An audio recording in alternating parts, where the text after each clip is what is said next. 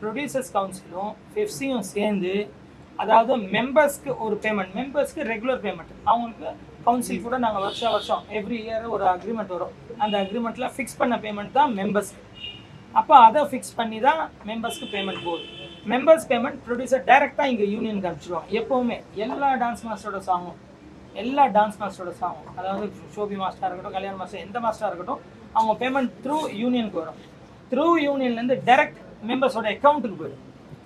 அது ஒரு சார்ட்டு கொடுப்பாங்க. அந்த சார்ட்டில் அவங்களுக்கு லோன் இருக்கா, அவங்க ஏதாவது வாங்கியிருக்காங்களா, இல்லை அவங்க வேறு என்ன வாங்குவாங்க, லோன், எஜுகேஷன் லோனுக்கு இல்லை சந்தா கட்டலையா, இதெல்லாம் செக் பண்ணி அதை பிடிச்சிக்கிட்டு பேலன்ஸ் அமௌண்ட் அவங்களுக்கு அக்கௌண்ட்டில் போயிடும். இது டான்சர்ஸ் யூனியனோட ரெகுலேஷன். இதுக்கு ஸ்டாஃப்ஸ் எல்லாம் இருக்காங்க மேலே. நீங்கள் ஒரு வாட்டி போகும்போது மேலே போய் பார்த்தீங்கன்னா ஸ்டாஃப்ஸ் எல்லாம் இருக்காங்க.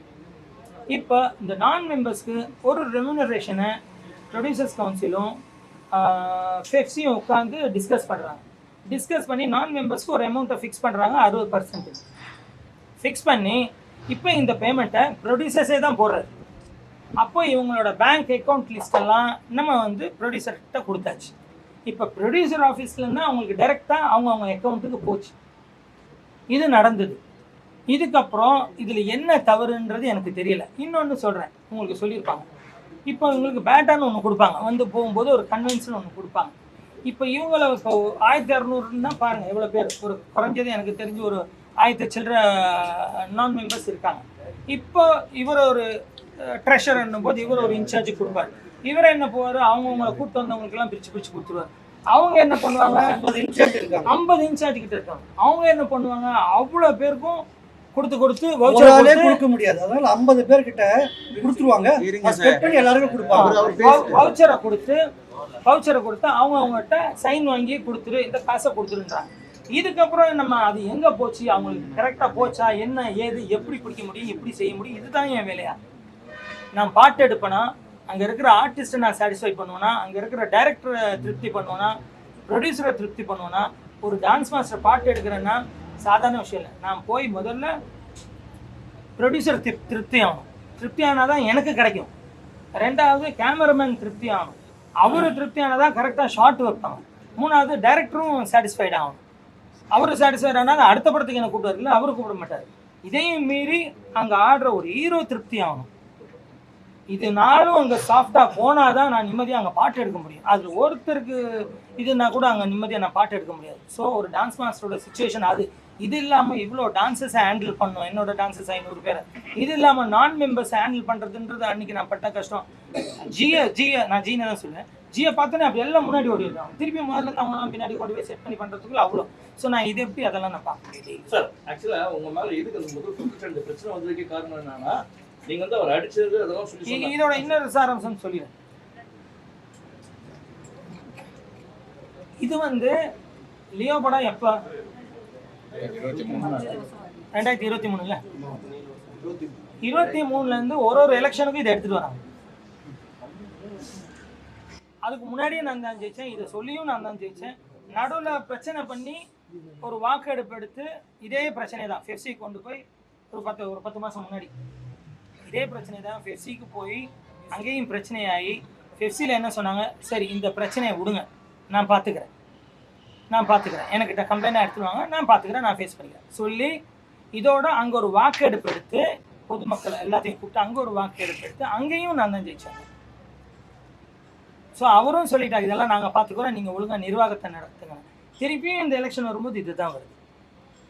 இப்போ கேளுங்க சார். அவர் வச்ச குற்றச்சாட்டு என்னன்னா, வந்து கம்ப்ளைண்ட் கொடுத்து நீங்கள் வந்து ஏன் கம்ப்ளைண்ட் கொடுக்குன்னு சொல்றீங்க. அவர் வந்து அன்றைக்கே வந்து உங்கள் ஆஃபீஸ் நிர்வாகத்தில் வந்து கம்ப்ளைண்ட் கொடுத்தாராம், அதுக்கான ஆக்ஷன் எடுக்குன்னு பெப்சியில் போய் செல்வமணிக்கிட்டே கொடுத்துருக்காரு. செல்வமணியும் வந்து ஆக்ஷன், அவங்க கொடுத்த ஸ்டேட்மெண்ட், செல்வமணியும் ஆக்ஷன் எடுக்கல, இவங்க வந்து ஹேண்ட் அண்ட் க்ளோவாக தான் இருக்கிறாங்க இவங்க அப்படின்னு சொல்லி சொன்னால், இதை வந்து செந்தில்ன்றவர் தடுக்கிறதுக்கு வந்து உங்களை தடுக்காம அவரை பிடிச்சிங்கன்னா நீங்கள் அடிச்சதா இப்படிதான் ஒரு ஸ்டேட்மெண்ட்டே நேற்று கொடுத்துருக்காங்க. அதில் நிறைய முரண்பாடு இருக்குது அந்த ஸ்டேட்மெண்ட்டில். பெப்சியில் அவர் கொடுக்கல, எங்ககிட்ட கொடுத்தது உண்மை. அவர் வந்து உடனே போயிட்டார், எங்கே கனடா போயிட்டார். இந்த இன்சிடென்ட் முடிச்சு 2 நாளில் கனடா போயிட்டார். 2 நாளாக எத்தனை நாள், ஒரு வாரம் இருந்தார். ஒரு வாரம் இருந்துட்டு கனடா போயிட்டார். அந்த ஒரு வாரத்தில் இப்போ சங்கத்தில் நாங்கள் ஒரு குழு போடணும், ஒரு மீட்டிங் போடணும்னா இப்போ நான் முதல்ல ஃப்ரீயாக இருக்கணும், நான் ஷூட்டிங் இல்லாமல் இருக்கணும். எல்லா சங்கத்துலேயும் ஒரு பொதுவான விதி என்னன்னா, இப்போ எல்லாருமே என்ன பண்ணுவோம், ஃப்ரீயாக இருக்கும்போது இந்த வேலை சங்கத்து வேலையெல்லாம் செய்வோம். ஃப்ரீயானா அதுக்குன்னு சங்கத்து வேலையை விடுறது இல்லை, சங்கத்தில் இவங்க எல்லாம் பார்த்துப்பாங்க. முக்கியமான விஷயம்னா தலைவரை கேட்பாங்க, இது ஓகே பண்ணலாமா, ஓகே பண்ணக்கூடாதா, இப்படி தான் ஒரு சங்கம் நடக்கும். அந்த டைமில் நம்மளும் ஃப்ரீயாக இல்லை. இதுக்கப்புறம் ஒரு பொதுக்குழு போட்டோம். நம்ம போட்டு அவர் வர சொன்னால் அவர் கனடா போயிட்டார். இதுக்கு முன்னாடியே அவரை நாங்கள் கமிட்டிக்கு வர சொன்னோம், விளக்கம் கொடுக்க சொல்லி. அவர் அதுக்கு தான் சொன்னார் மாஸ்டர்ஸ் மீட்டிங் போடுங்க அந்த இதில். சொல்லுங்க. அவர் சொன்னதுல நிறைய முரண்பாடு. நீங்க வீடியோ என்கிட்ட நீங்க தெளிவா சொல்றீங்க. அந்த வீடியோ பார்க்கும்போது உங்களுக்கு என்ன தோணுச்சு, உங்க கூட உங்களுக்கு என்ன தோணுச்சு? இப்போ உங்களுக்கு என்ன தோணுச்சு? இல்ல எனக்கு வந்து நான் சொல்ற விஷயம் நான் சொன்னா இல்ல அவங்க இல்ல பரவாயில்லையா? அது என்னன்னா, அது நம்ம யூனியன்ல பேசி பண்ணுவோம். அது என்னன்னா உங்க மெம்பர்ஸ் வந்து இல்ல அந்த வீடியோ இல்ல மெம்பர்ஸ் நிறைய பேர் கொந்தளிக்கல. இல்ல மாஸ்டர் நீங்க பாத்தீங்களா எவ்வளவு பேர் இருந்தாங்க? அவங்க சைடு வந்தாங்க, நம்ம சைடு வந்தாங்க. அதான் பிரச்சனை. அந்த வீடியோ பார்த்த வரையும் நம்ம சுரேஷ்ன்ற பவர் அடிச்ச மாதிரி இன்டர்நெட் கூட நீங்க பேசுறீங்களா, அந்த வீடியோ தான் போஸ்ட் பண்ணி காமிச்சீங்க. நீங்க ஃபுல்லா பார்க்கல, நீங்க பிகினிங் மட்டும் தான் பாத்தீங்க. நான் சொல்லிறேன், வெளியில இருக்க வீடியோ நாங்க பார்த்தாச்சு, ஃபுல்லா பார்த்தாச்சு. சரிங்களா? நீங்க கூட்டின ஒரு வீடியோ பார்த்தாச்சு, நீங்க வெளிய வர வீடியோ பார்த்தாச்சு. எங்களுக்கு என்ன தோணுதுன்னா, சார் நடந்திருக்க வாய்ப்பு உண்டுன்னு சொன்னீங்க. நான் தான் சொன்னேனே, தள்ளுமுள்ளு நடந்துச்சுன்னு சொன்னேன், நான் இல்லன்னு சொல்லல. தள்ளுமுள்ளு உங்களுக்குள்ள நடந்தா பரவாயில்ல சார். நேத்து வீடியோ எடுக்க வந்தா நம்ம கேமராமேன் அந்த சார் ஆளு என்கிட்ட இருக்கு சார். ஒருமையில பேசுறாங்க சார், ஒருமையில பேசுங்க. கேமராலாம் ஒட்டி போட்டுறோம் நாங்க. யார் கேமரா ஒட்டி போட்டுறாரு. நாங்க பிஆர் இன்வைட் பண்ணி ஏன்னா ஒரு பத்திரிகையாளரே நீங்க சொன்னீங்க உங்க சங்கத்துக்குள்ள இருக்கவங்க சொல்ல கூடாது. நான் அதுக்கப்புறம் சொன்னேன் எல்லாத்தையும் உள்ள வச்சு எடுக்க சொல்லுங்கன்னு. சார் அவர் தவறா சொல்லியிருப்பாரு சார். என்னத்துக்காக சொல்லியிருப்பாரு, இது வரைக்கும் சங்கத்துக்குள்ள மீடியா வந்தது இல்ல, அதனால நீங்க வராதீங்க. அவசியம் கிடையாது சார். எங்களுக்கு நமக்கு யாரும் எங்க வேலைய நீங்க சொல்றது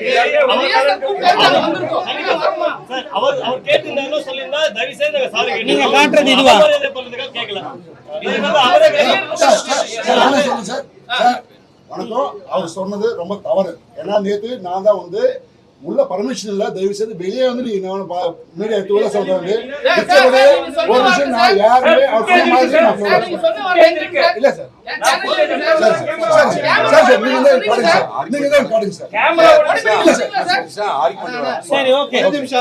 நானும் தான் வெளியே வந்தேன், நானும் தான் ரிக்வெஸ்ட் பண்ணேன். ஆனா என்ன தள்ளி விட்டு எல்லாம் நான் முடிச்சிடறேன். ஏன்னா ப்ரெஸ்ஸோட இது என்ன ஏதுன்றது இவங்களுக்கு அது தெரியாது. ஏன்னா நான் 30 வருஷமா அங்கே இருக்கேன். நான் தெரியும் ஒரு ப்ரோக்ராம் அட்டன் பண்ணுறது, ஒரு ப்ரோக்ராம் வர்றது, நீங்கள் எவ்வளோ பேர் காலிலேருந்து காத்துட்ருக்கீங்க, வெயிட் பண்ணிட்டு இருக்கீங்க, லேட் ஆகும் போதெல்லாம் உங்கள் ஃபீல் என்ன, சாப்பிடாம கொள்ளாமல் எல்லாமே எனக்கு தெரியும். இவங்களுக்கு அது அந்த அளவுக்கு தெரியாது. டான்சர்ஸ் எப்போவுமே இதுக்குள்ளே வந்ததில்லை. அவங்க ஒரு கூட்டமாக வருவாங்க, ஆடுவாங்க, போவாங்க, அவ்வளோதான். அவங்க ஒரு கூட்டமாக வருவாங்க, ஆடுவாங்க, போவாங்க. ஸோ அவ்வளோதான் அவங்களுக்கு தெரியும். ஸோ நேற்று நடந்ததை சொல்கிறாங்க. ஆனால் மேலே வந்தாங்க, நான் அப்படி செய்யக்கூடாது, முதல்ல அவங்களெல்லாம் உள்ள வர வைங்க, பேச வைங்கன்னு சொல்லி தான் அனுப்பிச்சேன். அதுக்கப்புறம் இல்ல அந்த ஒருத்தர் சொன்னதை வேணாலும் நான் சாரி சொல்லிக்க, உங்ககிட்ட மன்னிப்பு கேட்க சொல்லிக்கிறேன். சொல்லக்கூடாது,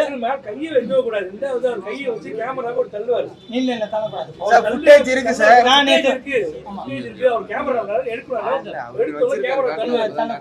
நான் நான் சொல்றேன், அதை நான் கண்டிக்கிறேன்.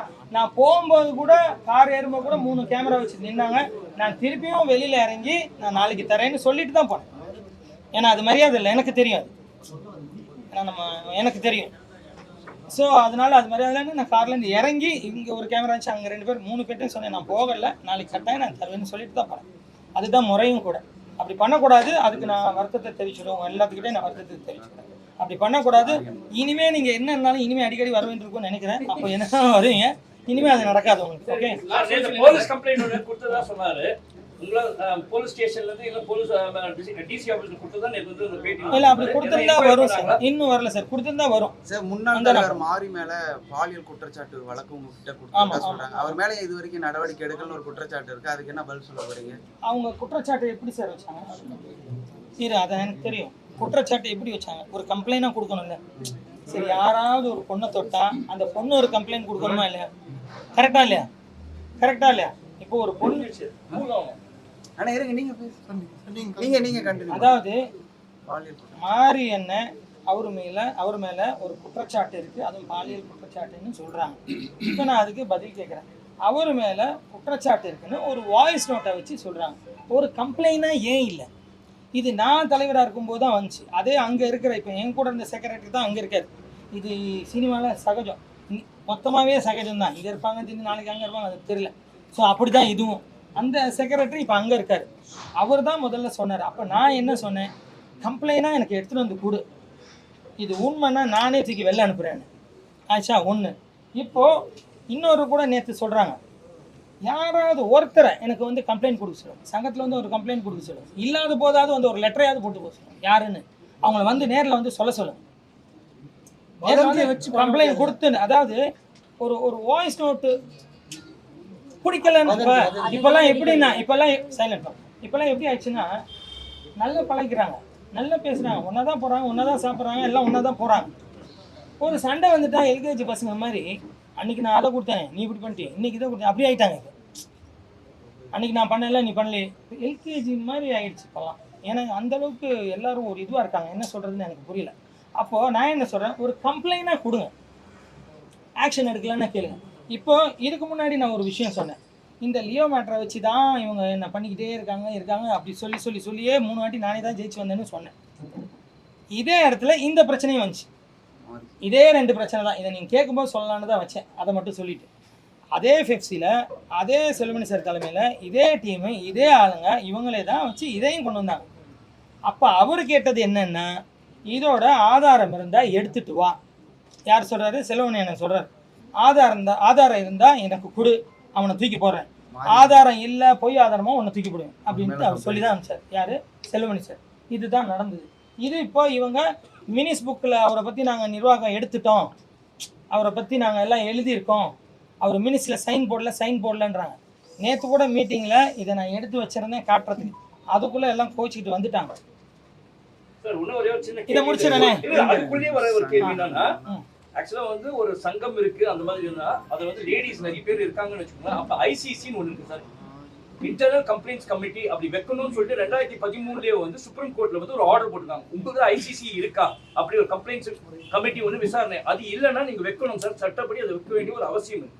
பெண்கள் பாதுகாப்புக்கு வந்து எங்க பதில் சொல்லுது, எங்க இதுல வந்து பெண்களுக்குன்னு ஒரு குழு அமைக்கலாம் இருந்தோம் சார். உங்களுக்குன்றது சார் 2013 சுப்ரீம் கோர்ட்ல சொல்லிருக்காங்க சார், எது ஆக்ஷனே எடுக்கலாம். அதுக்கு தான் நான் கேட்கிறேன் இருக்கேன். ஏன்னா பெண்கள் யாரும் இப்ப சிலர் வந்து சொல்லாம இருக்காங்க சார், பெண்கள் வந்து உங்ககிட்ட சொல்லாம இருக்காங்க, அந்த கமிட்டியில தான் போய் கம்ப்ளைண்ட் போடா, அது வந்து எல்லாமே அனானிமஸா வச்சுப்பாங்க, அது தெரிஞ்சவங்க வரைக்கும் தான் விசாரிப்பாங்க. நீங்க ஒரு சங்கத்துக்குள்ள இருக்கவங்க எல்லாரும் விசாரிச்சீங்கன்னா நாளைக்கு அந்த பெண்ணுக்கு வந்து பாதுகாப்பு இருக்காது அப்படின்றதுக்கு தனி ஃபோன் நம்பரே இருக்குல்ல, அதுக்கு ஐசி இல்ல உங்களுடைய நீங்க வைக்கணும் சார், அது ஐசிசி வைக்கணும். நான் பண்ணிடுறேன், நான் எலெக்ஷனுக்குள்ள நான் பண்ணிட்டு போறேன், தகவலையும் உங்களுக்கு சொல்லிடுறேன் ஃபோனை போட்டு. மாஸ்டர் கடைசியா லாஸ்ட் என்ன சொல்யூஷன் இருக்கு? ஏன்னா நேத்து என்ன சொன்னாங்க, இத முடிச்சறேன், இத முடிக்கலாம் மாஸ்டர்லாம் சொல்லிட்டாங்க ஒரு வார்த்தை, அவர் ரிசைன் பண்ணாங்க, ஷாப்பிங் முடிச்சலாம் சார். இல்ல அவங்க சொன்னது இதான் அந்த மினிஸ் புக். இந்த மினிஸ் புக் காட்டுங்க பையனா புடிச்சு. இந்த மினிஸ் புக்ல இவ்வளவு பேர் வந்திருக்காங்க இன்னைக்கு மீட்டிங்.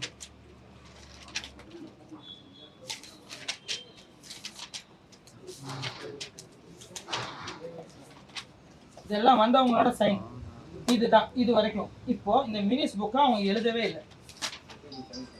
நான் ஏன் சொல்றது எல்லாம் எழுதியாச்சு, சைன் பண்ணலன்றாங்க. இப்போ இதை திருப்பி ஏதாவது வந்ததுக்கு அப்புறம் எழுதிட போறாங்க தான் நான் ஒன்று எழுதி வச்சேன்.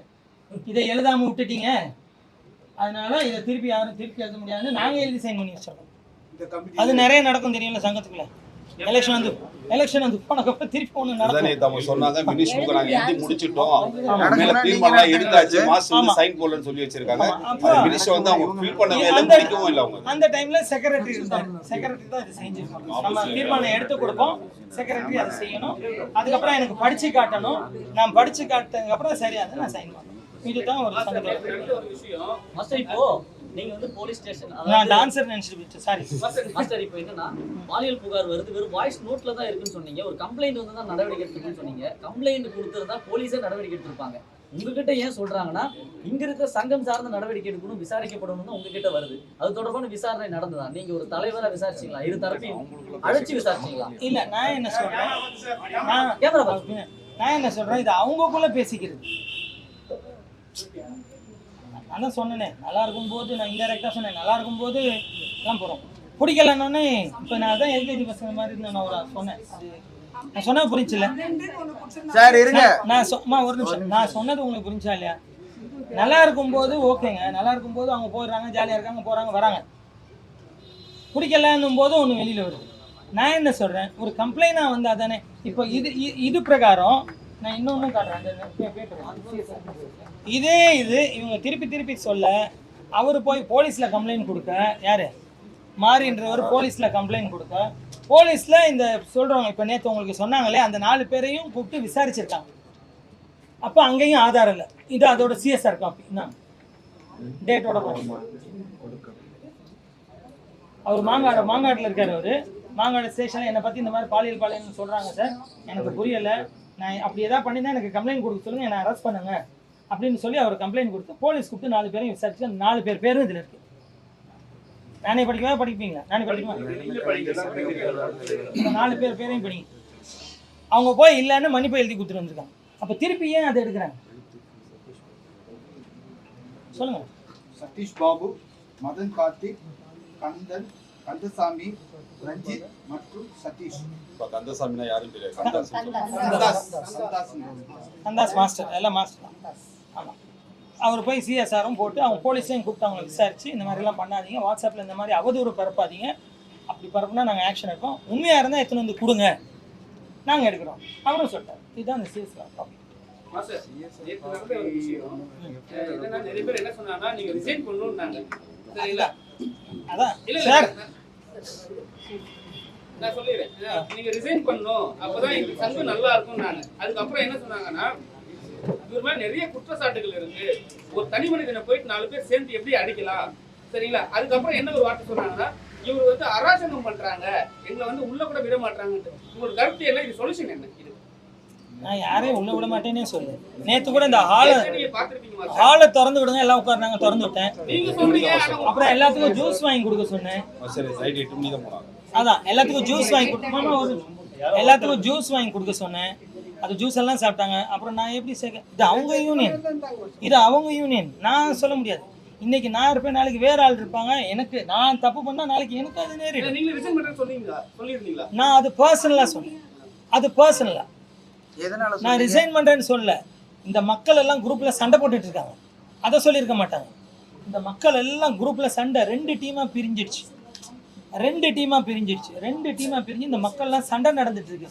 இப்போ என்ன ஆயிடுச்சு, இந்த மக்களுக்கு ஒரு ஒத்துமை வேணும். நாளைக்கு இந்த மக்கள் எப்படி ஒருத்தர் மூஞ்சி ஒருத்தர் பார்ப்பாங்க. இதுக்கு நான் என்ன பண்ணணும்? ஒருவேளை நான் இல்லைன்னா அவங்க நல்லா இருப்பாங்களா? அது ரெடி. ஏன்னா எனக்கு இது வரைக்கும் நான் சொல்றேன், சல்லி பைசா என் காரை கேட்டிங்கன்னா இப்போ எவ்வளோப்பா அதுக்கு வாய் இருந்தா, எப்போ காருக்கு எவ்வளோப்பா டீசலாக இருக்கும் சொல்லுப்பா, அதுக்கு வாய் இருந்தால் அது கிட்டத்தட்ட 5 லட்ச ரூபா மேலே தான் சொல்லும். அவ்வளோ வேலைக்காக அந்த வண்டி ஓடிருக்கு. அப்போது எனக்கு வேணான்னா கூட ஒன்றும் இல்லை, நான் பாட்டில் என் வேலையை பார்த்துருப்பேன். இன்னைக்கு காலைல கூட ஒரு ஹீரோ ஃபோன் பண்ணி எனக்கு திட்டுறாரு, உங்களுக்கு ஏன் இந்த வேலை வந்துடுங்க, உங்களுக்கு ஏன் சகோ இந்த வேலை வந்துடுங்க சகோ, வேண்டாம் எதுக்கு. எனக்கு உண்மையிலே தேவை சார். இல்லை சார், எலெக்ஷன் அனௌன்ஸ் பண்ணுறேன் சார், எலெக்ஷன் அனௌன்ஸ் பண்ண போகிறேன். நீங்கள் பேசி எல்லாம் டிஸ்கஸ் பண்ணியாச்சு தலைமை இதில். நாங்கள் எலெக்ஷன் அனௌன்ஸ் பண்ணுறோம், நிற்கட்டும், எலெக்ஷன் இல்லைங்க வாங்க செய்யுங்கன்னு தானே நான் சொல்கிறேன். அவங்ககிட்ட நேரடியாகவே சொல்லிட்டேன். இல்லை சார், நான் நிற்க மாட்டேன் சார். நான் அது பர்சனலாக நிறைய பேர் வந்து பேட்டி கொடுக்கும்போது மாஸ்டர் என்கிட்ட பேசினாங்க. நான் ஒன்று சொல்லட்டுமா, இவங்க கிட்ட நான் என்ன சொல்லிட்டு இருக்கேன் கேளுங்க. இப்போ என்னப்பா சொல்லிட்டு இருக்கேன்,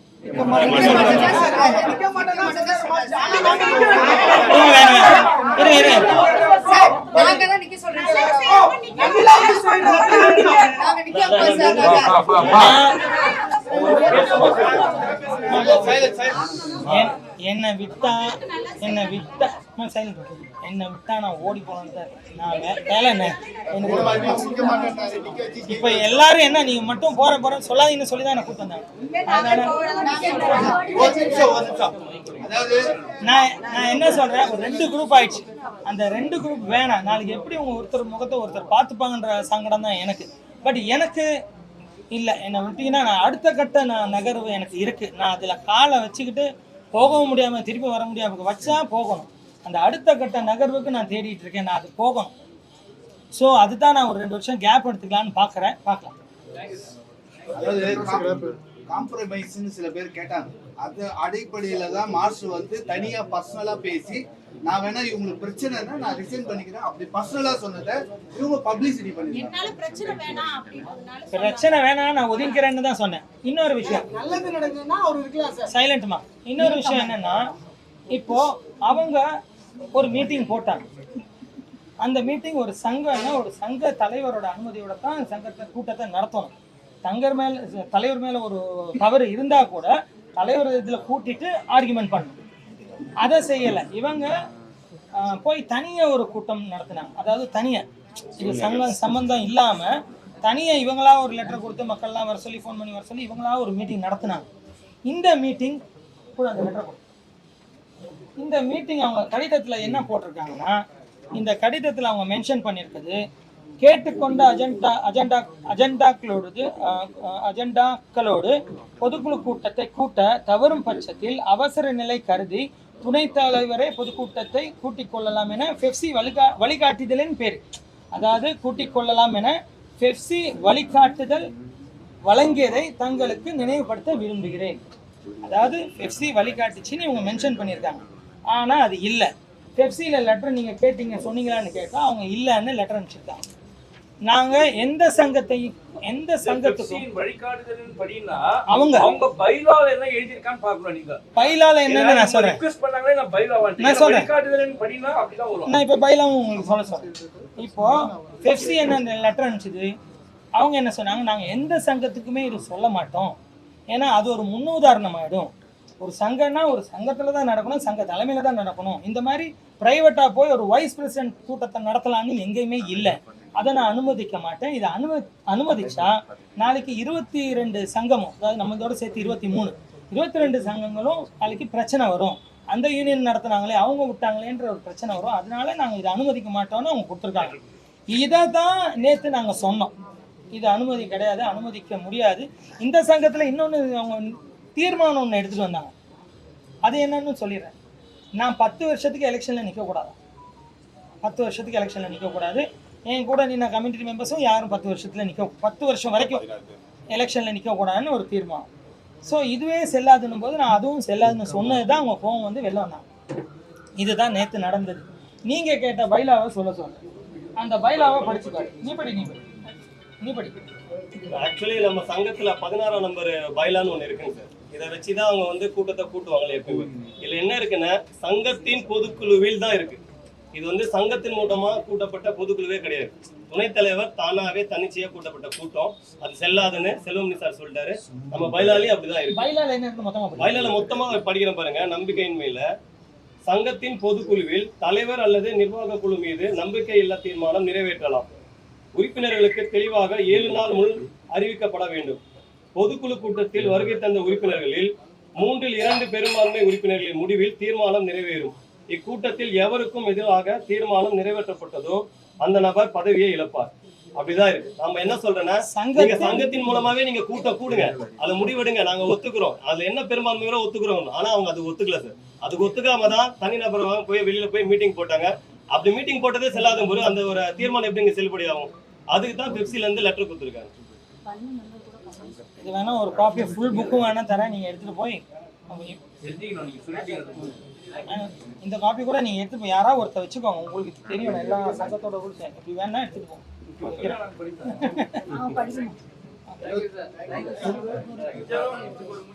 3 மணிக்கு வேற ஏதோ ப்ரோக்ராம் இருக்குன்னு ரெடி சார். சொல்லுங்க வேற என்ன. இப்போ உங்க மேல வச்ச குற்றச்சாட்டுக்கெல்லாம் நீங்க பொறுப்பேத்துக்க விரும்பலையா? இல்ல, எனக்கு தெரிஞ்சு இங்க பாருங்க, நான் ஒருத்தரை எனக்கு தெரிஞ்சு இந்த 2 வருஷத்துல எனக்கு தெரிஞ்சு யாரு மேலேயும் நடவடிக்கை கூட நான் எடுத்ததில்லை. ஆனா என்ன சில பேர் என்ன சொல்றாங்க, அதுதான் தப்பு, ஒரு தலைவர்னா ஸ்ட்ராங்கா இருக்கணும், நீ ஏன் ஸ்ட்ராங்கா இல்லை, அதனாலதான் இதெல்லாம் நடக்குதுன்னு என்னை திட்டுறாங்க வெளியில. ஆனா நான் ஸ்ட்ராங்கா இல்லை. நான் ஒருத்தனை வேலை செய்யக்கூடாதுன்னு சொன்னா நான் என்ன யோசிக்கிறேன்னு சொல்லுங்க. நான் யாரு மேலேயும் நடவடிக்கை இல்லை. ஒரே ஒருத்தர் மட்டும் 1 மாதம் தான் எடுத்தேன்.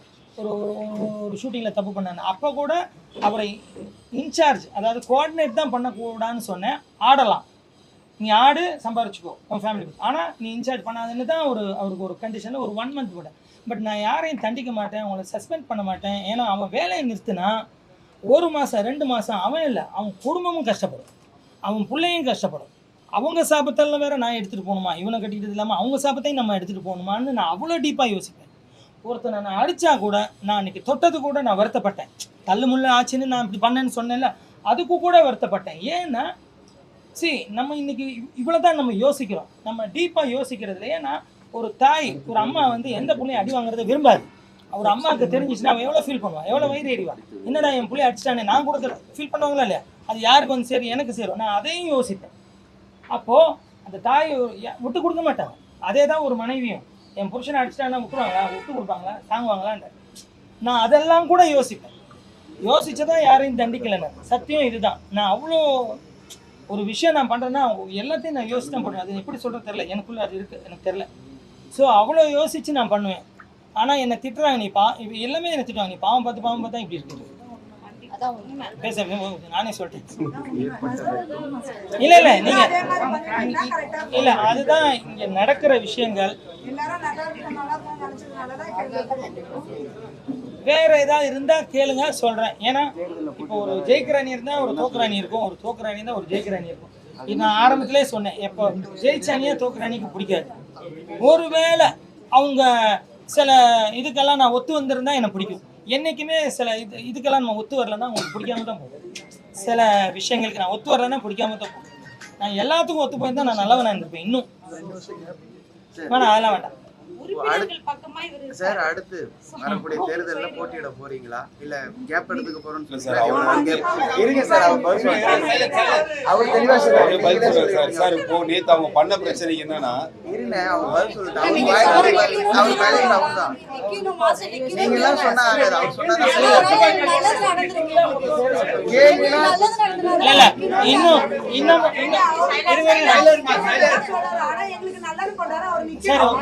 சரி, இன்னமும் நான் சொல்கிறேன். என்னால் இல்லை, என்னை சுற்றி இருக்கவங்களை வச்சு இப்போ இன்னைக்கு ஒரு ஒரு மெம்பர் அவரால் ஃபீஸ் கூட கட்டுறதுக்கு இது இல்லை. அந்த மாதிரி ஒரு மெம்பர், அவருக்கு ஒருத்தர் 38, 39, 40 வயசு ஆகுது. அவருக்கு ஒரு ஃபீஸ் கூட கட்ட முடியாது. ஆனால் அவர் பொண்ணு படிக்கணும்.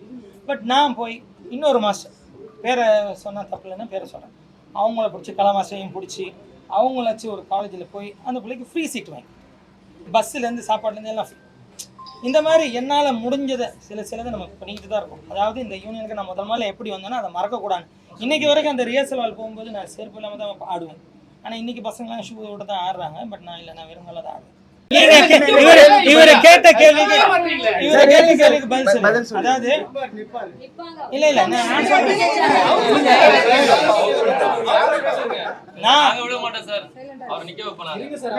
நான் என்ன இல்ல மாமா ஒரு அவங்கள பார்த்து சொல்லலாம்.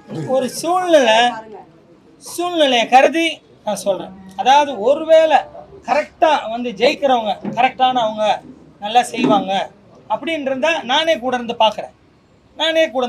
நல்லா செய்கிறாங்கன்னா சந்தோஷம். ஒருவேளை அவங்களுக்கு எதுவும் உதவி வேணா கூட நானே கூட இருந்து பண்ணுறேன்ற. ஓகேவா? அவங்களுக்கு என்ன இவங்களை பார்க்க முடியல, ஒரு முக்கியமான ஒரு அரசியல் கூட யாரோ ஏதோ பார்க்கணும் கொள்ளனா கூட நான் அதுக்கு உதவி பண்ணுறேன், நான் இருந்து செய்கிறேன். நான் இல்லைன்னாலும் இந்த சங்கத்துக்கு நான் உதவியாக தான் இருப்பேன். யார் என்னன்னாலும் எனக்கு எப்போ வேணாலும் உதவி கேட்கலாம், நான் இருந்து செய்வேன். இப்போ கூட ரீசெண்டாக கூட நைட் ஒரு 11:30 மணிக்கு அடித்தாங்க. 11:30 மணிக்கு அடித்தவங்க அம்மாவுக்கு சீரியஸ்ஸு நான் சொல்லி ஓமந்துராளுக்கு சொல்லி அங்கே இருக்கிற டாக்டர்ஸ் கிட்ட சொல்லி அவங்கள சேர்த்து இப்போ சரியாகிட்டாங்க.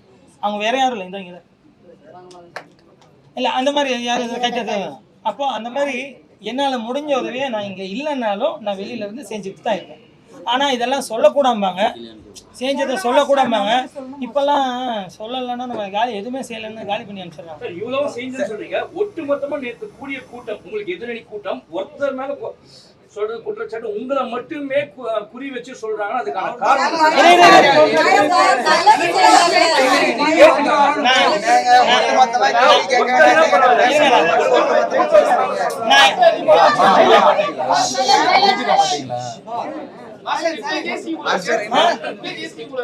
இல்ல சார், நான் தான் இப்ப சொல்லிட்டேன்.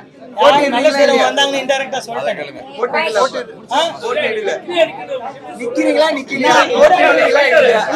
நீங்க யாரும் கவனிக்கலையா? பேசுங்க புரியாத மாதிரியே நீங்க ஒருத்தர் தான் கேள்வி கேளுங்க சார். இல்ல நான் இன்டைரக்டா சொன்னேன். நல்லா செய்யறவங்க வந்தா நான் கூட இருந்து துணையா இருப்பேன். அப்படி நல்லா செய்யறவங்க வரலன்னா நீங்களே நிப்பீங்களா?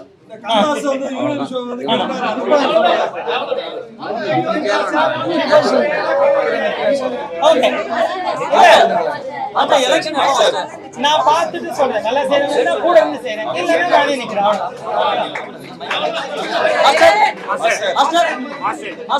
தலைவர் சொல்லிட்டாரு. தினேஷ் மாஸ்டர், இப்போ நீங்க வந்து தலைவரா இருக்கிறீங்களா இல்ல பதவி விலக போறீங்களா? எலெக்ஷன் நடக்கிற பட்சத்துல எப்ப நடக்கும்? இல்ல இப்போ என்னன்னா எலெக்ஷன்னா நான் ஜூலை எண்டில் தான் நான் சொல்லி ஆகஸ்ட்ல தான் செய்யணும். ஆனா நான் இந்த கொஞ்சம் ஒரு மிஸ் அண்டர்ஸ்டாண்டிங் இருக்கனால கொஞ்சம் சீக்கிரமாவே வச்சிட போறேன் எலெக்ஷன். அதை நான் மெயின் சம்மேளனத்தில் பேசி எலெக்ஷனை நான் சீக்கிரமாவே வச்சிடறேன். எதுக்கு இந்த பிரச்சனை? ஏன்னா போயிட்டாங்க அப்படியே, இப்போ வெளியில போயிடுச்சு. அது இல்லை, அது இருக்கக்கூடாது. இனிமேல் நான் அதை சீக்கிரம் வச்சாதான் better. ஆமா, இதை பெரிய கூடாதுன்னு நினைக்கிறேன். அதனால தான் சீக்கிரம் வைக்கிறேன். தலைவர் வந்து ஒரு தலைவர் வந்து பண்ணிட்டாருன்னா அது என்ன அவர் மேல பழி தப்பு. அவர் வந்து ராஜா அண்ணன் சலீம் மாஸ்டரோட அசிஸ்டன்ட். சலீம் மாஸ்டர் இருந்தார்ல, அவரோட அசிஸ்டன்ட். அவர் அப்பத்துல இருந்து இருக்காரு. அவர் ராஜா அண்ணன். நானே பேசுறேன். அவர் சலீம் மாஸ்டர் பீரியட்ல இருந்து இருக்காரு. சலீம் மாஸ்டர் தான் இந்த சங்கத்தை கட்டுனவர்.